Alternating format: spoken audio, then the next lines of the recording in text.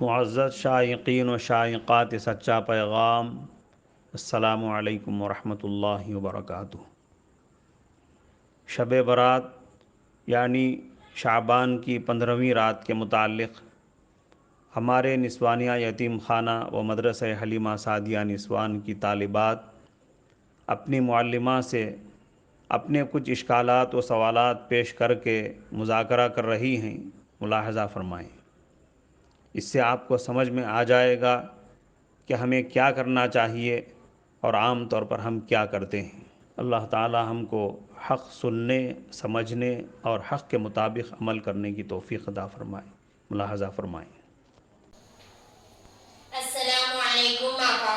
وعلیکم السلام۔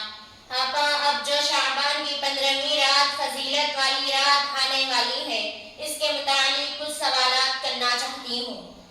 بہت اچھا، اسٹیج پر آ کر سب کے سامنے پوچھو، کیا پوچھنا چاہتی ہو؟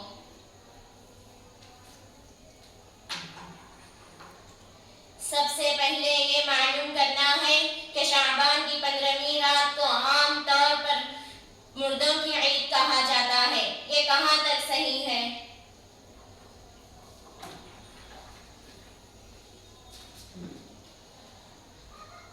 یہ سب جاہلوں کی باتیں اور جاہلانہ عقیدے ہیں۔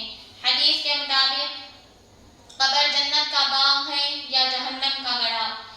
نیک مرحومین کے لیے ہر دن عید کا دن ہے اور برے مرحومین کے لیے ہر دن غم و پریشانی کا دن ہے۔ بہرکیف شعبان کی 15ویں رات نہ مردوں کے لیے عید ہے اور نہ زندوں کے لیے، بس یہ ایک فضیلت والی رات ہے۔ بات سمجھ میں آ گئی؟ الحمدللہ سمجھ میں آ گئی۔ تو پھر اس رات کا کیا درجہ ہے؟ مختلف روایتوں سے اس رات کی فضیلت وارد ہوئی ہے، لہذا یہ ایک فضیلت والی رات ہے۔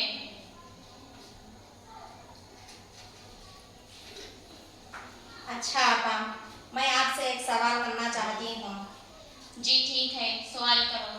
جب یہ رات فضیلت والی رات ہے تو اس رات میں کیا کیا نمازیں پڑھنی چاہیے؟ جی بیٹھو۔ اس رات میں کسی خاص عمل کا حکم نہیں۔ فضیلت والی رات ہونے کی وجہ سے عام راتوں کی طرح غفلت میں، سونے میں گزار دینے کی بجائے حسب توفیق اعمال کے ساتھ رات گزارنی چاہیے۔ تلاوت قرآن، ذکر و اذکار، دعا و استغفار اور تہجد وغیرہ اعمال کے ساتھ گزارنی چاہیے۔ بات سمجھ میں آ گئی؟ جی ہاں، سمجھ میں آ گئی، الحمدللہ۔ آپا، میں آپ سے ایک سوال کرنا چاہتی ہوں۔ جی ٹھیک ہے، سوال کرو۔ یہ بھی ذرا کلیئر کر دیجئے کہ اس رات مسجدوں میں جو بھی اعمال کرائے جاتے ہیں، کیا اس میں ہم عورتیں بھی جا سکتی ہیں؟ لا حول ولا قوة الا باللہ۔ جب اس رات میں کسی خاص عمل کا حکم ہے ہی نہیں، نہ مردوں کے لیے کوئی خاص عمل ہے اور نہ عورتوں کے لیے، تو مرد حضرات مسجد جا کر کیا کریں گے اور عورتیں مسجد کس لیے جائیں گی؟ بات سمجھ میں آ گئی؟ جی ہاں، سمجھ میں آ گئی۔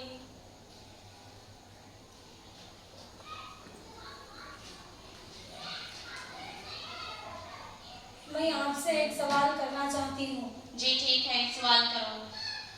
عام طور پر اس رات میں مسلمانوں کے گھروں میں خصوصی پکوان ہوتے ہیں، یہ سب کرنا ہے یا نہیں؟ جی بیٹھی۔ ابھی تو بتائی تھی کہ یہ رات یعنی 15ویں شعبان کوئی عید نہیں ہے بلکہ ایک فضیلت والی رات ہے۔ جب یہ ایک فضیلت والی رات ہے تو اس کو عبادات کے ساتھ گزارنا چاہیے یا پکوانوں میں، کھانے پینے میں گنوانا چاہیے؟ بات سمجھ میں آئی؟ الحمدللہ سمجھ میں آ گئی۔ آپا، عام طور پر مرد لوگ اس رات میں نمازیں پڑھتے ہیں تو جماعت کی طرح نہا دھو کر اچھے پاک صاف کپڑے پہن کر خاص اہتمام کے ساتھ نماز کو جاتے ہیں۔ یہ خصوصی اہتمام کرنا کیسا ہے؟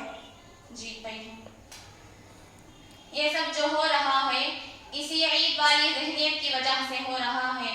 لوگوں کے دل و دماغ میں یہ بات بیٹھی ہوئی ہے کہ شعبان کی 15ویں رات عید ہے اور اس لیے یہ سب کچھ کیا جاتا ہے، لہذا یہ سب کچھ خرافات ہیں، دین اور شریعت سے اس کا کوئی تعلق نہیں ہے۔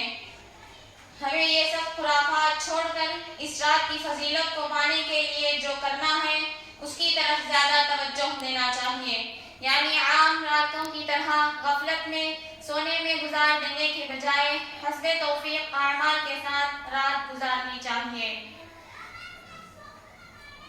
یعنی نوافل کا اور تہجد کا اہتمام کرنا چاہیے، اور یہ سب عبادتیں چاہے مردوں کے لیے ہوں یا عورتوں کے لیے سب کے لیے انفرادی ہیں، یعنی تراویح کی طرح کوئی باجماعت سنت نماز نہیں ہے، سب کو گھروں میں رہ کر خلوص کے ساتھ عبادتیں کر کے اس رات کی فضیلت کو پانے کی کوشش کرنی چاہیے۔